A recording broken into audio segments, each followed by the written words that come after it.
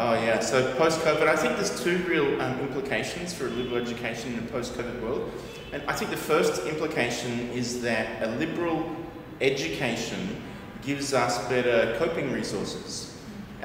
Once you understand more about who you are, you'll be able to face uncertainty and obstacles better.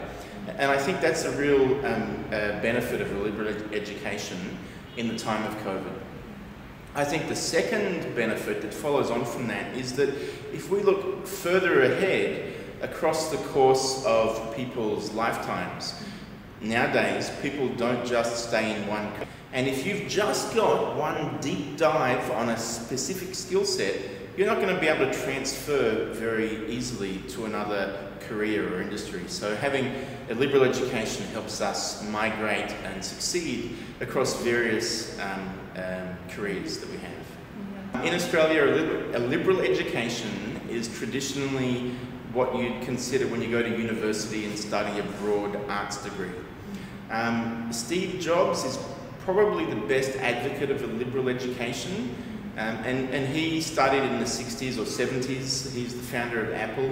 His philosophy was go to university and learn what really interests you first. Later on you can learn specific skill sets, but first get to understand who you are and what you're really good at and so forth. And in my mind that's a liberal education in Western countries like Australia. And so it's my view that when you gain a liberal education, that personal understanding you have about yourself is really vital. It helps people understand what they're naturally good at and how they can gain. It's my view that when we enter the workforce and we're doing a job, we add value to companies. And when we do that, we add value on our strengths, not our weaknesses. But honestly, as you get up through the ranks in a company and you get into the senior levels and the C-suite area of a company, what people are really looking at is that value add. What are the strengths that an individual can bring to a team or a company?